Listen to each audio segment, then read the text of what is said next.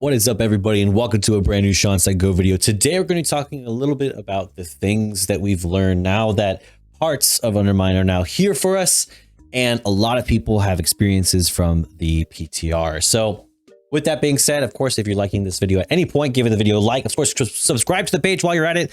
We are adding videos as Undermine content comes out, as well as streaming it live on our Twitch channel, so you can join us there as well. So let's hop into it. The first post that I saw says that D.R.I.V.E feels like all of the most annoying parts of dragon riding with none of the upsides. Am I missing something? The only way to make this car usable in anything but a straight line is to pay to make it slower. The zone feels too big not to use it, but far too packed and to actually enjoy it using it without spending half the time reversing.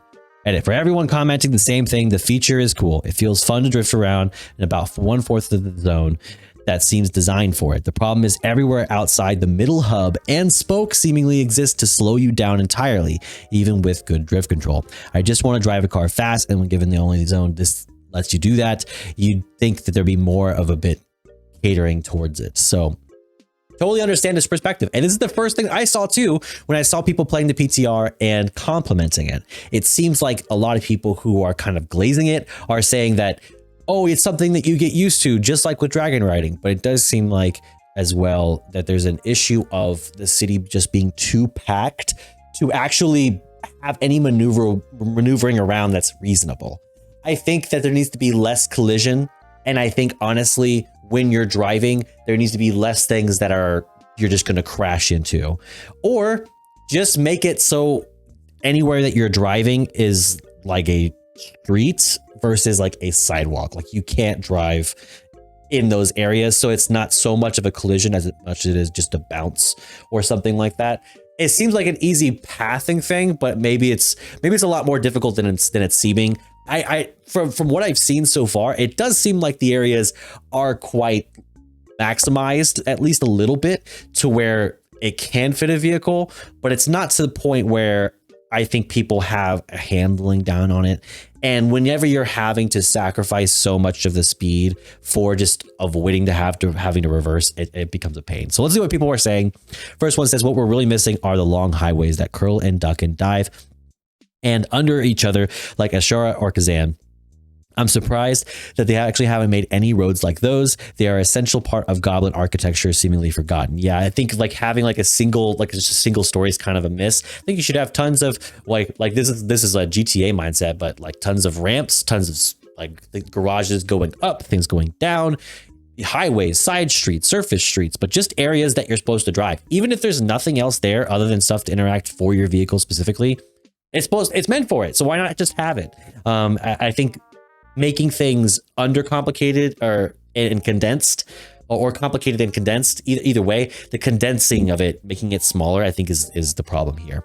I've been liking it so far, but the zone is way too small to properly utilize the cars. Yeah, right now the cars are way too fast, especially in a new city where we have no clue where we're going and no library of visual landmarks to rely on. I think this has been a big miss in the game for quite a long time. I think that since maybe BFA, maybe even beforehand, no, maybe not beforehand, but I think since BFA, a lot of WoW art design, while it's very thematic, it's very samey. It all kind of looks like it blends. And I understand that's how the real world works, but that's not how WoW art works. WoW art is stylized, it pops, it stands out. Things should be able to be found visually before you have to ask somebody where it is. And since we now have this whole GPS system, if it's guiding me to where I'm going, perfect, fine. But at a certain point, you want to be able to do it without having to have the big arrow. Because at a certain point, you should go, I know where this is at. I don't want to see an arrow. So if that's not the case, if you're not able to visually tell things, then this is the problem. If you want to take this to mythics or raids, this is the problem in mythics and raids, is that the visuals or the amount of things you have to have add-ons for just to make things easy enough to do in high level content is the same reason why this is bad, because it's not visually appealing. It doesn't stand out, and that's a problem. I love the ability to speed up and slow down on a ground mount just by using the W and S keys. It feels immediately intuitive and welcome to me. Pretty much everything else is taking some getting used to, and drift and jump on the same button isn't to my preference at all. That seems like a big problem. It goes against 25 years of ingrained Mario Kart controls. Yeah, I mean that makes sense. I mean, just honestly, I mean, like having like just make control in space. Can you? I don't know if you can like individually keybind those things. It seems like maybe a simple fix there. I think most people, even if you don't play Mario Kart a lot, are used to the idea of having a drift being your controlled turn button too. So I think the better and more intuitive your drift is, the better off people will be with handling in this. I enjoyed it and drifted around for 10 minutes before bouncing on the content released today. I am shocked that this is the final version after months of testing, though. It doesn't feel intuitive, and I wish we had a big, wide Mario Kart streets and bend instead of compact favelas and don't let you boost without hitting 6 walls. I think the only reasonable way that I would be okay with crashing is if it was like other players and you could interact in that way, that your cars could crash in that way. That's the only crashing I'm okay with. Like things spawning or like hitting you like in GTA, or just crashing into random stationary things like that, like fountains or something like that. That's frustrating. That's what you don't want to see, unfortunately. Anyone else getting the right click mouse button bug where your camera hits an invisible wall and can't go up or down any further? Have you let my right mouse button and go and do some left mountain mouse button stuff to reset it? But yeah, it definitely doesn't feel like the Roller Beetle. GW2's Roller Beetle, which is a shame. GW2's Roller Beetle feels quite intuitive and smooth in comparison. My main issue with the drifting and how I don't know, it's jerky. It sort of feels like no proper flow to it. Yeah, it doesn't seem very smooth. It seems like it's very jumpy in a way. That makes sense. It took me way longer than I'd like to admit to realize that the holding down the space bar is what makes you drift. After I realized this, drifting around was a bit easier. Also, you learn to not keep the W key held down when moving around and using S as brakes. Maybe make it to where you can zoom out a bit more than usual as well. Maybe that would help. I don't know. But also that's kind of precludes the idea that you're kind of like slowing down a lot. I think the issue that people are having is that they're trying to get around fast, and then that's counterintuitive. From what I experienced so far with this system, it has potential, but from what I've seen, the cart is stupidly large for no particular reason in a rather cramped space. The zone is decent, but the amount of random crap in buildings is a headache. And it seems like to me, like whenever you're turning, it's very not like dragon riding, and even though there's a bit of delay, whenever you're turning, when you're going super fast, it seems like it should be the opposite to me, where it's like if you're going faster, you should be able to turn easier. And if you're going slower, then it has that drag along with the turns. I don't know if anyone knows what I mean, but it seems like it should be the opposite, where if you're going fast, your turn should snap a bit more and should be able to turn a bit easier. Whereas if you're going slow, it has a bit more of that delay, and so it's a bit more of a curve as opposed to a jut. So that's always been my thoughts on it.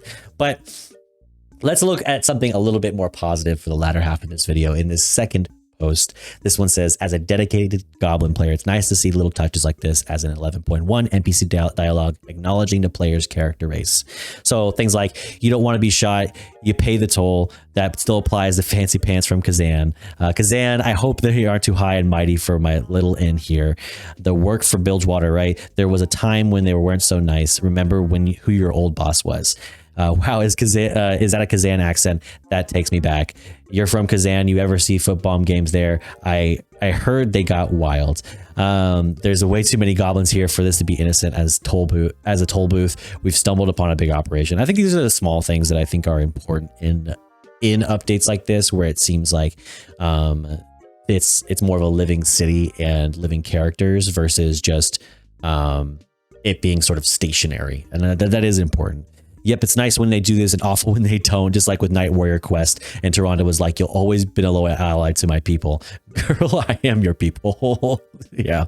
The writing and voice acting for all the side characters is phenomenal, really adds to the patch.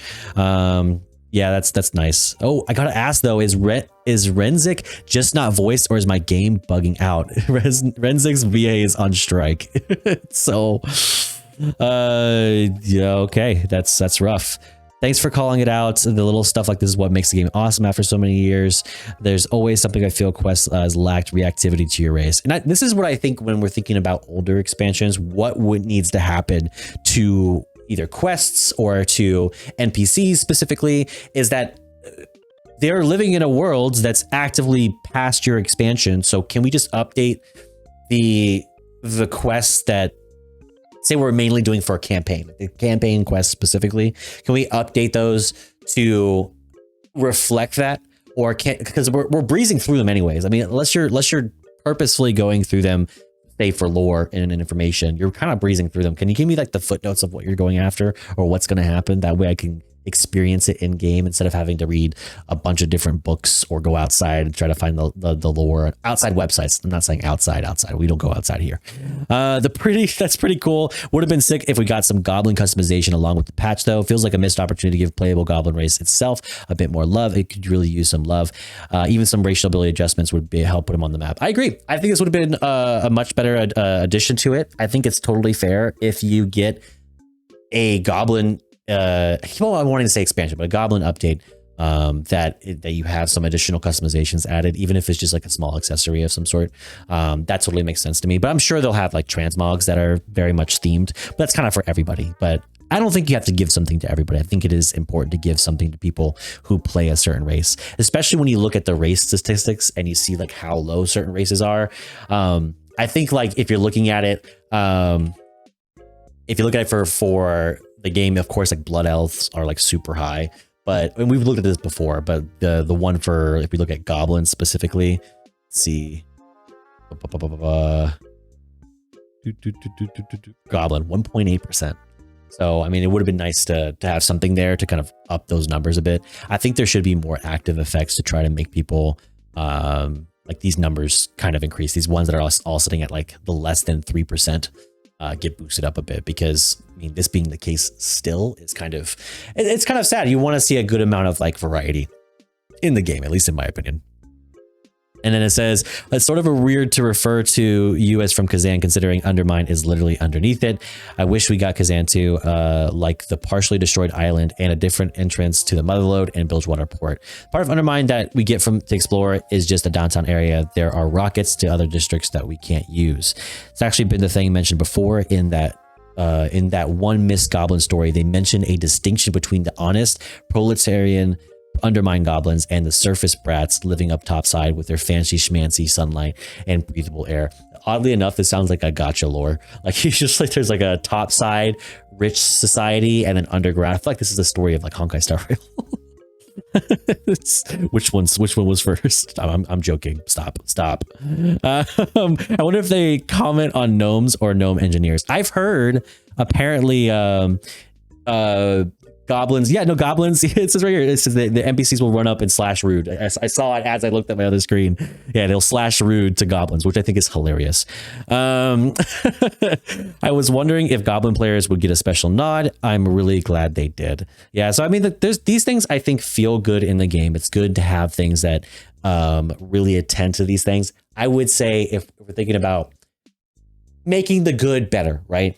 We should go back and the things for other races, we should tend to those things a bit more, especially when someone gets a nod or there's a bit of the story that leans towards a certain side. We really, like, honestly, like, or the way it should be, in my opinion, is that when a story is leaning towards certain characters, certain classes, certain races, we should really buff those up to make it to where people want to try other things. If we see Khadgar, we should want to play mage because we're like, wow, that's super cool. And then we get something along those lines that makes that feel cooler. It just kind of like rolling along with it. I don't think you need a whole new race or additional customizations, but at least making it to where someone might want to log into that particular character for a little while and try it out. So that's my honest thoughts with it. But I know it's not something that's like doable for everything. But to me, that's something that would continue this trend of thinking about the game and making it more immersive. So with that being said, I hope you all enjoyed the video. I hope this was informative to you. What do you think about D.R.I.V.E right now and the ways that it can be improved? Are there games that have done it, whether it's PC games or the latter, that have done it well, that could be maybe adapted into this game? Let me know in the comments. Of course, give the video a like and subscribe to the page while you're at it. And of course, if you want to catch up more WoW content, you can check us out on twitch.tv/ShawnSetGO or our Discord page, the Turtle Club, where you can see the community and we talk about WoW stuff. We talk about gacha games. We talk about sim games. We play all sorts of variety, both on stream and off stream. I'd love to see you there. But until next time, I'll catch you in the next one. Peace.